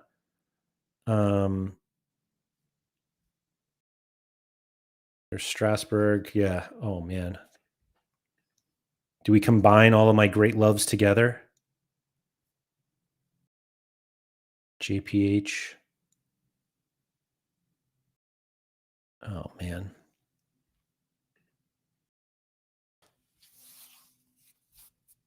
That's fun.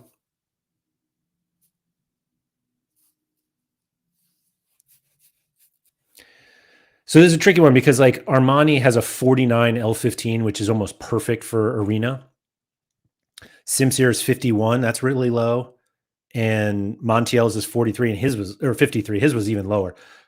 Paulo Diaz is almost like unplayable in arena, as obviously Messi, or you could just do the uncapped arena, right? Or arena uncapped.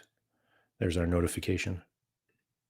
Staring at my Diaz, wondering if he will play. I think I for sure should play. See how confidently I said that for really having no idea. He's fit, so he should play.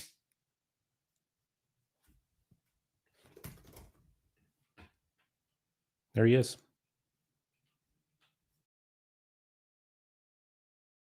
Driuzzi and Calidio. Driuzzi's an interesting one for arena as well.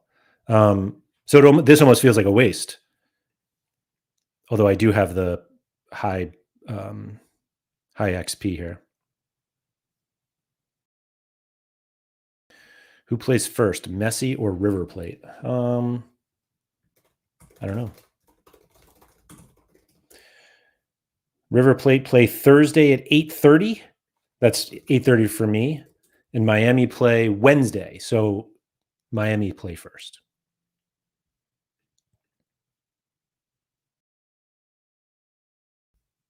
And then where's Messi? There he is. Oh man, and then if I could play.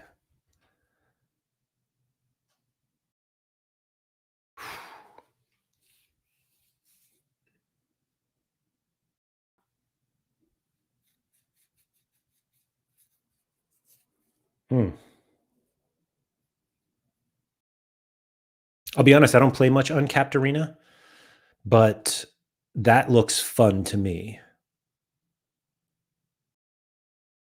Oh man.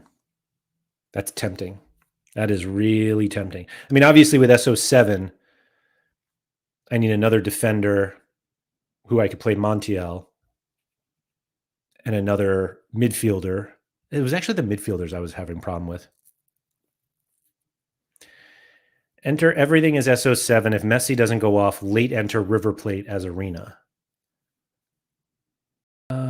It's funny you say that, Philly Dilly, because I have never done that. I've never canceled a lineup on Sorare.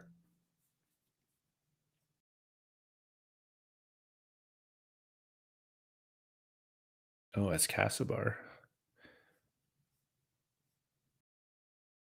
Racing, I don't think are big favorites. Let's see. Oh, they are 63%. What day of the week is perfect for buying and selling a card, says Kenny. I don't think there's a perfect day. Buy low, sell high, not financial advice. Yeah, I genuinely, I don't think there's like a best day or time or whatever. I canceled the majority of mine over the weekend. So let's see. Maybe we could do this side by side here. SO5 versus, so SO5 uncapped arena, which costs 250 essence to enter. What do the prizes look like for All-Star? 5 people win stars, 15 win tier 1s, 20 win tier 2s, and then essence. And an uncapped arena, first place wins 1250. 1250, 600, 400 for the essence at least. Unless I get in a golden arena, then it's 3750.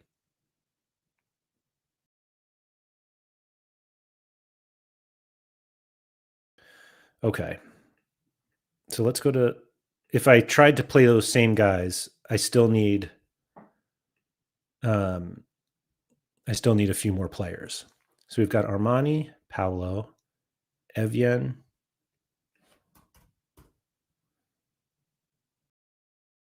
Oh, it saved it in my other one. Hold on. Oh.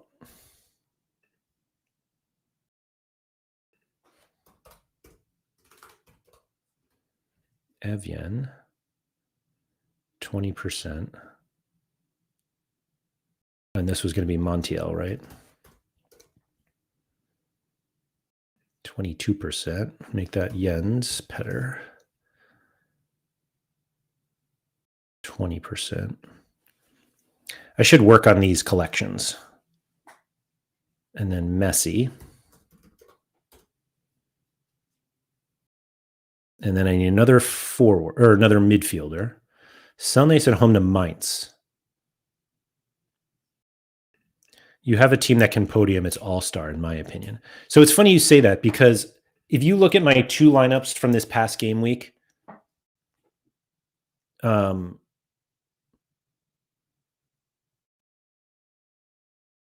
you'll see why I don't think it, not that it doesn't matter, but lineups that we think do well, and then like crash. I don't want to look at it this way. Hold on. So I want to put them side by side. Oh, can I not see them this way? All right, whatever. So I had one lineup that was Fernando Muslera, Douglas Santos, Hayato Araki in a big favorite, Barco, Wendell, Cecina, and Jose Paradella. And this lineup scored 425 points, which sounds like a lot, but remember, it's 7 players. And then I had this lineup with a Sanfrecce stack, defensive stack, Osako, Araki, Sasaki, a Saint Etienne stack of Tardieu, Stassen, and Davidashvili, and then a Hans Van Aken. And this one scored 521. Like, this lineup did better than the other one. Did this one outscore it? Oh, so did this one. Davy Rofe, Rasmussen, De Kuiper, MMD, Cecina, Juanfer, and Pallavicino. So, like, you look at lineups, you're like, oh, that should podium. You never know. Anyway, are Rosen, like, where are they? Yeah, they're not even favored. So it's like Sunlace is tough. Was away to Strasbourg. I don't love. Goriran away to Miami. I mean, obviously, I could add in some more River Plate. I do have Almendra. He's not just like a great scorer, though. Oh, yeah, where I put Simsir in. Who else do we have? Anyone I would want to play? No. So it's either like Simsir or Almendra or Enzo Perez, who's like so hit or miss. Like he bangs 92 and 77 with no decisives, but then 40 and 53. And I'm not going to get the multi-club or the cap 370. So do you play this? River Plate, Messi, and Bodo Glimt? Or you just go Messi, well, same thing, but without basically no, this is uncapped arena. I don't know if I can get any of this in like a regular, in a regular arena setup. Let's see. Arena.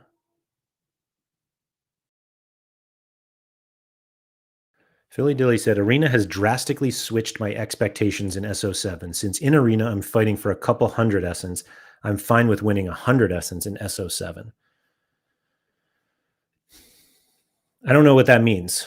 I mean, I know what it means, but like, what is the switch for you? Does that mean you're more interested in entering Arena or less interested?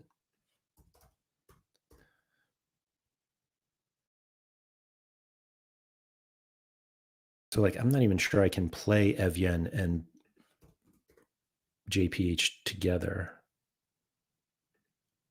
What do I have left? 44. So I can play Javier Aquino away to Miami. Oh, Mamadou Sarr at home against Brøndby. Adrian Martinez, big favorite at home against Peñarol.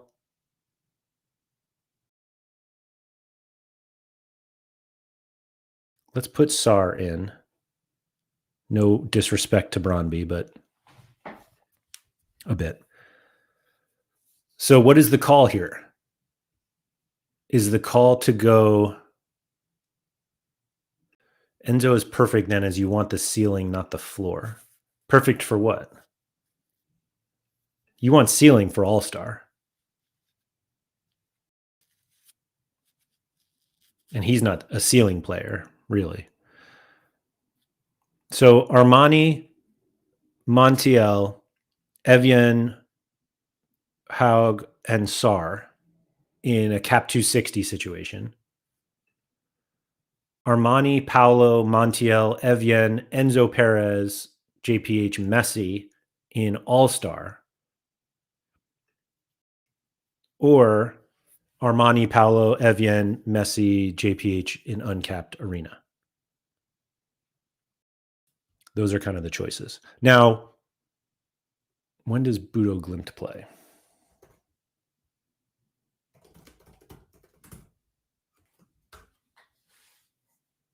They play Wednesday against Sturm Graz. Because now I'm like, oh, in SO5, winning Essence seemed like a loss. So it no longer seems like a loss. Like you're now more pro arena. I mean, obviously you are. You're like canceling all-star lineups left and right. But I guess, yeah, I don't know what to do. I find that the amount of, I'm still scared of uncapped arena. I kind of am a little bit too. I'm not going to lie. Like 250 essence to enter feels like a lot. Obviously you win more and the golden arena seems great. It's all, it's all just a ratio though. But man, I agree. Getting 10 arena lineups versus 4 uncapped, like I would just rather 10 bites of the apple, if you will. And so I don't know where we go from there. But the way that I think of arena, it's like, oh, I'll just wait to see if these guys, but I think like they all should play. Should. There's a lot of shoulds on Sorare that end up not being quite as strongly shoulds. So yeah, that's the tricky one.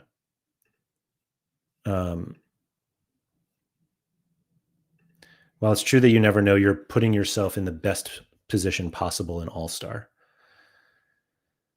Because like a star is better than not. Because like this is what we're going after. I don't think you're wrong. I'll never argue that like the upside is the highest in All-Star. Like winning a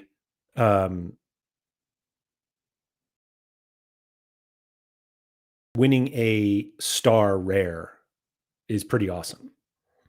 But I don't know. How many do we can we see how many lineups are in it yet?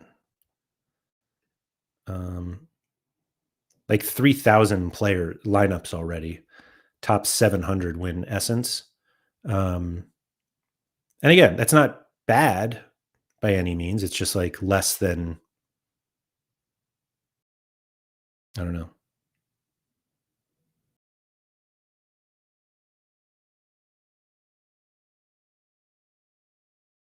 I don't know what to do. I don't think there's like a right or wrong answer. I'll put it that way. Like I have enough essence where it's okay for me to do this, like to consider it.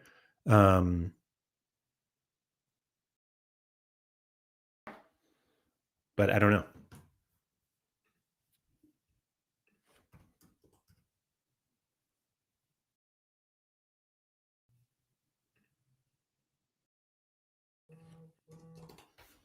We'll see. Sorry. Got beep in here.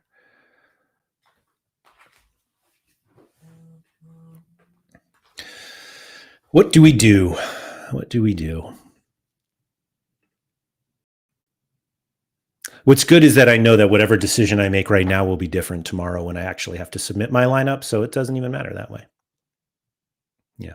I don't know. We'll see. You guys have anything else from this game week? I was going to look at some lineup results, but it feels like most people are just happy with their streaks continuing or, you know, getting the opportunity to go streaking again next week. And so there's nothing wrong with that. So yeah, thank you everybody for coming. If you could please like, subscribe, all that good stuff. Shout out to Quinny. This has been the Sorare Spotlight. Yeah, I'll be here every Monday. So check that out. Thank you, everyone. Make sure you subscribe to the Sorare channel, which this is on. And if you're looking for any more content from me, Sorare with Laird, you can find on YouTube as well. So yeah, thank you everybody for coming. Good luck with your midweek lineups, and don't forget to go outside.